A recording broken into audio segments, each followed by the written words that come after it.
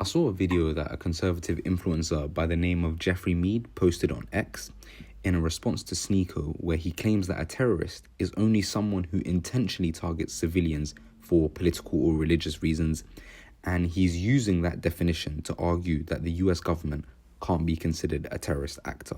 Terrorist is somebody who kills people for political motives. That's what the definition is.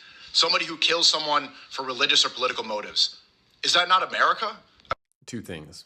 No, that's not the definition, and no, that's not America. The key part about terrorism is targeting civilians to get political change or for religious purposes. He swapped out the word civilians for people. Civilians mean non-combatants. And by him swapping out that word, he can then try to make the argument about America being terrorist. Also, there's a difference in killing somebody and targeting and killing somebody. A government or a group can kill someone as a result of collateral damage from a war. Doesn't mean it was terrorism. It doesn't mean they were targeting those individuals. Did that person die? Yes. Were they killed? Yes. Were they targeted?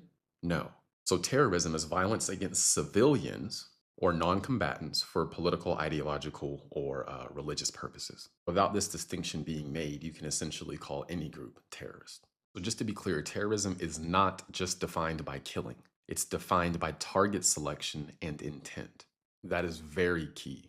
So even with the definition he provided, the US government would not be absolved of having committed terrorism, and I'm just going to point to one example, otherwise this video could go on for hours, and that is the US bombing campaign against North Korea in the 50s. During the Korean War, the US carried out one of the most destructive bombing campaigns in the history of modern warfare. According to US government records, more bombs were dropped on North Korea than in the entire Pacific theater during World War II. American commanders openly admitted the scale of destruction. General Curtis LeMay, commander of the SAC, said, "We burned down every town in North Korea." Dean Rusk, later the US Secretary of State, said, "America bombed everything that moved in North Korea, every brick standing on top of another." Declassified US Air Force bombing surveys show entire cities like Sinanju were completely annihilated. Others were on the verge of total destruction.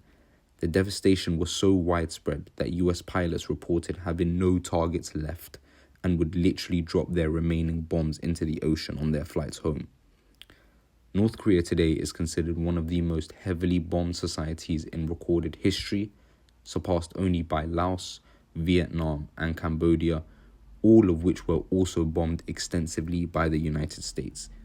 The psychological scars were so immense that, as historian Charles Armstrong puts it, the war against the United States, more than any other single factor, gave North Koreans a collective sense of anxiety and fear of outside threats that would continue long after the war's end.